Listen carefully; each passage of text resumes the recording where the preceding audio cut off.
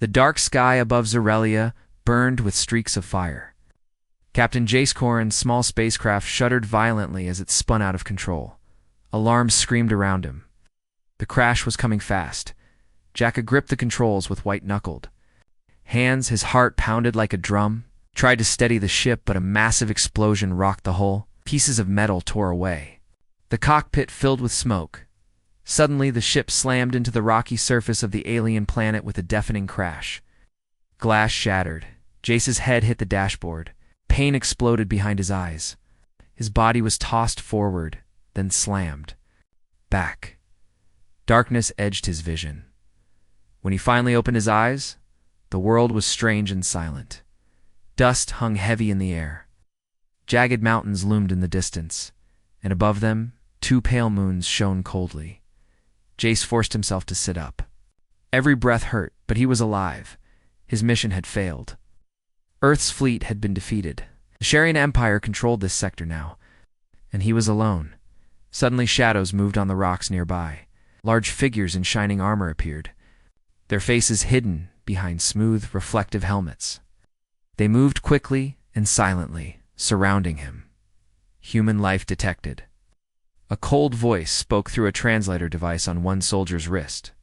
Capture and transport to Queen Serethfall. Did not resist. His body ached too much. But inside, his mind burned with defiance. They bound his wrists with unbreakable chains and led him across the rocky plain. The night air was bitter cold, but he did not shiver. Fear was a luxury he could not afford. The towering palace of the Sharian Queen rose ahead, a vast structure of black stone that swallowed the stars. Lights flickered like distant flames along its spires. It was a place of power and death. Inside, the halls were cold and echoing. Jace was dragged before a throne carved from a single piece of shining crystal. On it sat Queen Serethfall herself. Her skin was pale blue, almost translucent. Her eyes were large, glowing softly with a strange inner light. Long silver hair fell around her shoulders like a waterfall of moonlight. She looked at him with calm curiosity. "You are brave to survive." "This far, human?" she said, her voice clear and cold. Jace met her gaze without flinching. "I will survive more than that," he said simply. The Queen's lips curved into a faint smile. "You have spirit." "Most who come here break quickly. What makes you different?" "I don't know yet," Jace answered. She motioned to the guards. "Take him to the holding chambers. We will test his limits." Jace was thrown into a small cell deep within the palace. The walls pulsed with a faint blue light. He was alone, but not forgotten. Days passed. He was questioned by strange devices that scanned his mind. They tried to find Earth's secrets, military plans, weaknesses. But Jace held tight to everything. Each time the Queen appeared, she watched him closely. She saw his stubbornness, his refusal to give in. It was unlike anything she had seen in her years of conquest. One night a Sharian guard brought a thin meal through the bars of the cell. Jace looked up at him. "Why do you look at me like that?" Jace asked. The guard hesitated. "You do not fear us. You do not beg. You remind me of old stories my mother told. Stories of brave humans." Jace nodded slowly. "Fight hard to live. Giving up is not an option." The guard left quietly. Later, Queen Sereth came herself. She stood outside the cell, her voice low. "You are stronger than I expected, human. You could have begged for mercy. You could have told me what I wanted to know." Jace met her eyes. "Mercy is for those who deserve it. I'm not afraid to die. But I will not betray my people." She looked away briefly, then back. "Very well. Tomorrow, you will face the trial." Jace's heart sank. The trial was rumored to be a test of mind and body, designed to break prisoners. That night he barely slept. Thoughts raced through his mind, his family, Earth's future, the war that had just begun. At dawn, he was brought to a large chamber. The walls glowed with strange symbols. The air hummed with energy. A voice echoed through the room. "Welcome, Captain Jace Corrin. The trial begins." Suddenly, holograms appeared in enemies he had fought in past battles, his ship exploding, his crew dying. The images were vivid and terrifying. Jace's mind was pushed to the edge, but he focused on one thing: survival. He closed his eyes and breathed deeply. "I am stronger than fear," he whispered. The holograms vanished. Next, he was forced to fight robotic warriors faster and stronger than any human. Jace moved with skill and determination, dodging blows and striking hard, though he was battered. And bleeding, he never gave up. When the trial ended, collapsed to the floor, exhausted but alive. Queen Sarith appeared again, this time closer. She looked down at him, eyes wide with surprise. "You survived," she said. "Not many do." Jace smiled weakly. "I told you, humans don't break easy." She hesitated, then spoke quietly. "You will stay with me. There is more to learn. About you and about us." Jace nodded, knowing his fight was only beginning, as he was taken back to the cell. The Queen's voice lingered in his mind. "Your courage is... unexpected." The pale light of Zorelia's twin moons filtered through the tall windows of the palace chamber where Captain Jace Corrin was brought after his grueling trial. His body ached, bruises and cuts marking his skin. Yet his spirit burned brighter than ever. Queen Sarithval sat quietly across the room, watching him with an unreadable expression. The silence stretched between them like a thin wire, tense and fragile. "Rest," she said softly. "You will need your strength." Jace nodded, though. He knew rest here was never easy. The palace held many eyes and ears. Every moment could be a test. Every word could be used against him. Days passed with little change. Jace was kept under close watch, but was allowed small freedoms, time to heal, space to think. The Queen was not like other rulers he had faced. She did not order him tortured or silenced. Instead, she sought something else. One morning, the Queen appeared again, dressed in a flowing robe of deep blue that shimmered like water. Her silver hair framed her face softly. She looked less like a conqueror and more like a woman burdened by duty. "Captain," she began, her voice calm, "the Empire values strength, but also wisdom. I wish to understand you better, to see what makes your species so different." Met her eyes steadily. "Then ask," he said. She nodded and gestured for a device to be brought forward. It was small and sleek, a metal helmet with glowing lines. "This will link our minds. You will share memories with me. I will not harm you." Jace hesitated for a moment. Trust was dangerous, but curiosity was stronger. "I agree." The device was placed over his head, cool and light. A strange sensation spread through his mind as the Queen connected. Suddenly he was no longer in the palace chamber. He was standing on a green hill under a bright blue sky. Children were laughing nearby. Music played softly from a distant speaker. Sarith's mind reached into his memories. She saw Earth's beauty in chaos. People gathered in parks, sharing food, dancing, loving. Cities bustling with life. Mountains and oceans stretching beyond sight. For the first time, she understood the world Jace came from.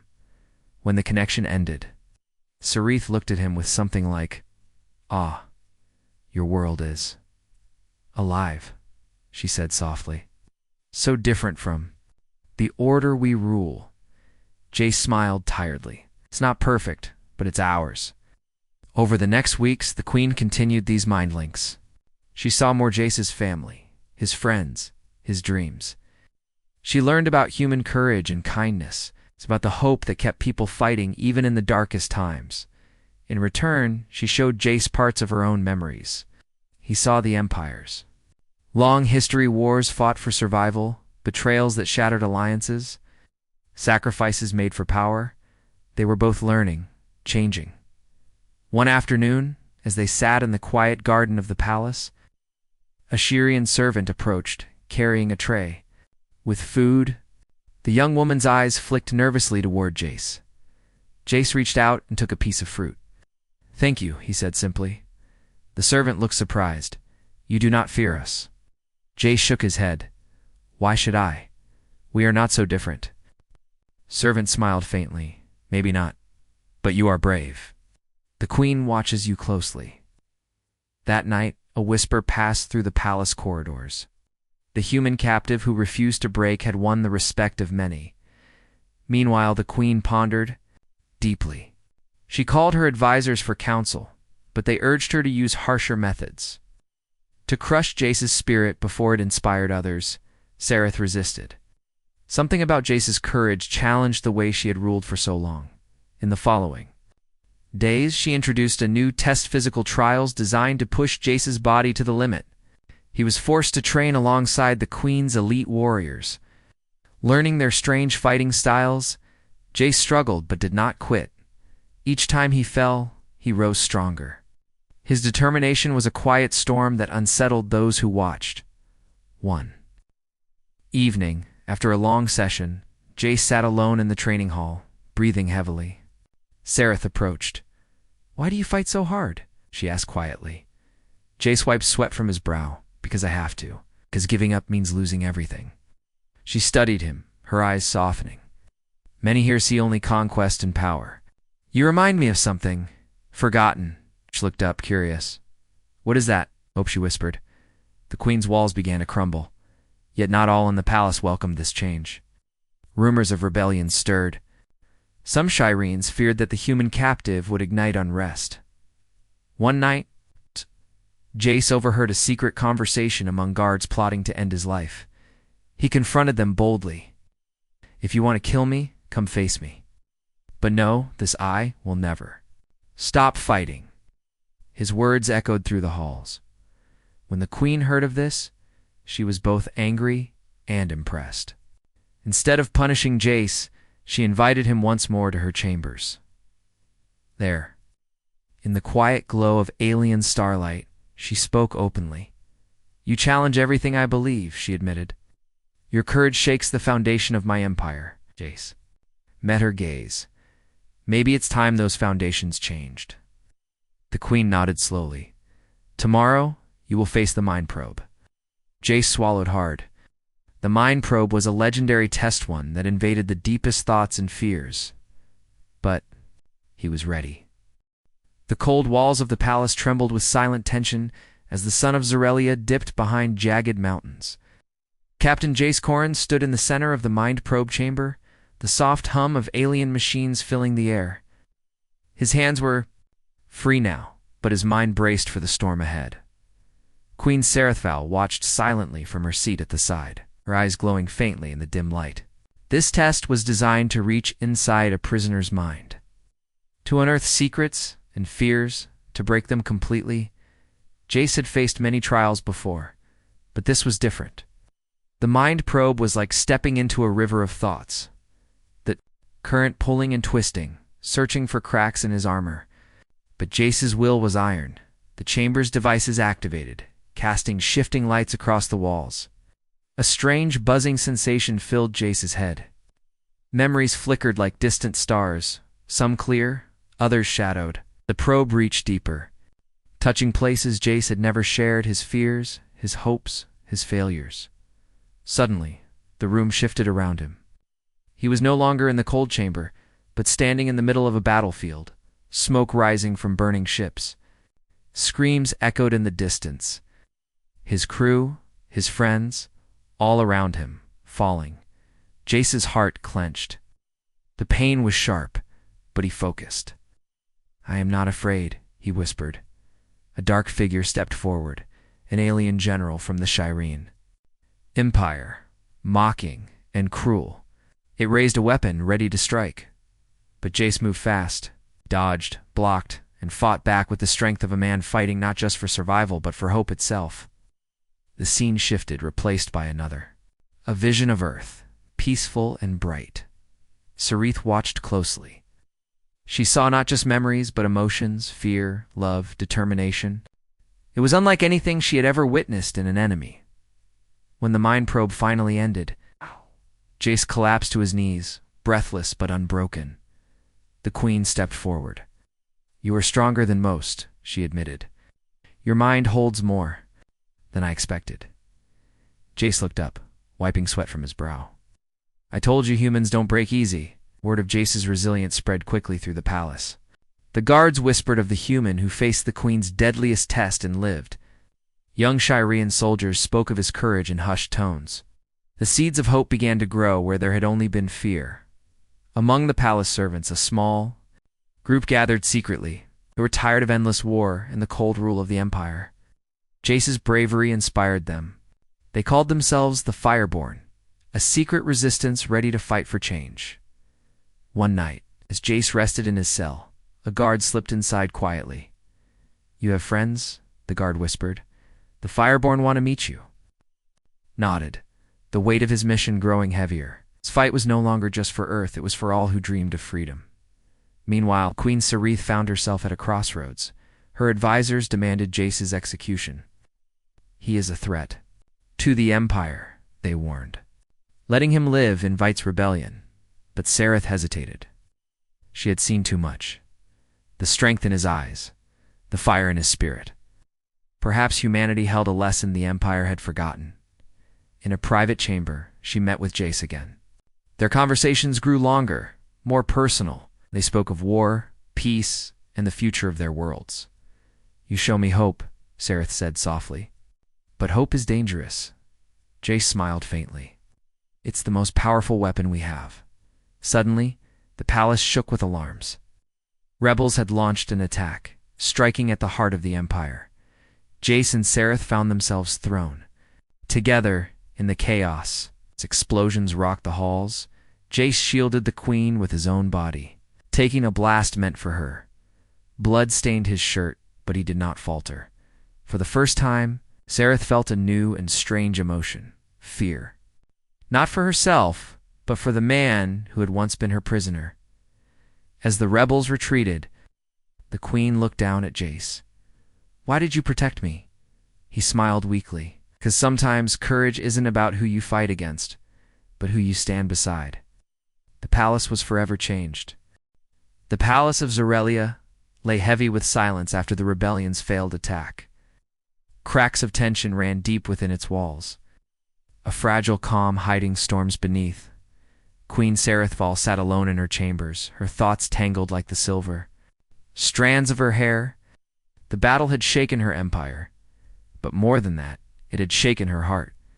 Captain Jace Corin lay on a simple cot, his wounds slowly healing, but his spirit stronger than ever. The queen watched him, remembering the man who had once been her prisoner, now the man who had saved her. The days that followed were different. Sarith made quiet changes. She freed prisoners who had suffered under harsh laws. She halted plans for the next human colony attack. Whispers spread through the palace of a new path, one not built on fear and war, but the queen's advisors were furious. "You risk everything," they warned. "The Empire will fall if you weaken our grip." Eyes burned with resolve. "The Empire will change, or it will die. We must choose." One evening, the queen called Jace to her side. "You have shown me a world beyond conquest," she said softly. "A world where courage is not just strength, but hope and compassion."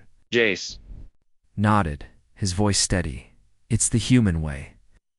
We fight to protect, to build, to believe in something better." Sarith's gaze held his. "Will you help me lead this change?" Jace hesitated. "I came here as a captive, but I stay because I believe in what we can become together." Their alliance grew, but so did danger. The council plotted against them, fearing loss of power. One night, guards came to arrest the queen. "You betray your people," Sarith said calmly, hands bound. "They betray the Empire," a guard replied coldly. Imprisoned in her own palace, Sarith faced darkness alone. But hope had a voice. Gati gathered the Fireborn rebels, ready to risk everything. "We will not lose this queen," he told them. "Not to fear, not to hate." Under the cover of night, Jace led a daring rescue through shadowed corridors and guarded gates. Every step was a battle, every breath a promise. At last they reached Sarith's cell. The queen looked at Jace with fierce pride. "You came for me. I came for the future we can build," he said. Together. They escaped the palace's cold heart, but their fight was far from over. The dawn broke softly over the shattered palace of Zorelia. The air was thick with the smell of smoke and dust, but beneath the ruins, a new hope stirred. Queen Serethval stood beside Captain Jace Corin, looking out over the city where thousands gathered. Her pale blue eyes, once cold and distant, now shone with determination. The memory link broadcast was about to begin. With a steady hand, Sereth activated the ancient device, its soft hum filling the square. Instantly, millions of Shirians across the Empire and the neighboring worlds saw the vision's Earth through Jace's eyes. They saw green fields, blue skies, people laughing and working together. They witnessed Jace's courage, his compassion, and the sacrifices he made for a future beyond war. Gasps and whispers spread like wildfire. For years, the Empire had known only conquest and fear. Now, they saw something different: unity and hope. In the crowd, the Fireborn rebels stood tall. Many others joined them, inspired by the broadcast. Some council members who once opposed Sereth fell silent, touched by the vision. But change was never easy. A faction of hardliners rallied their forces, ready to fight for the old ways. Sereth and Jace knew the road ahead would be difficult. Yet as they faced the rising sun, they were united. Jace stepped forward, addressing the crowd. "We have all suffered. But together, we can build a future where no one lives in fear." Sereth raised her voice. "The Empire will no longer be ruled by the sword alone. It will be ruled by hope, courage, and understanding." Cheers erupted. Over. The following weeks, peace talks began between Shirians and humans. Trade routes opened. Old enemies met as allies. The galaxy held its breath, watching the fragile new beginning. Sereth and Jace stood side by side, their bond forged in trials and trust. Once captor and captive, now partners shaping a better tomorrow. As night fell over Xerilia, Sereth looked at Jace and smiled. "You were supposed to break." Jace chuckled softly. "Humans don't break easy." And in that moment, the stars seemed to shine just a little brighter.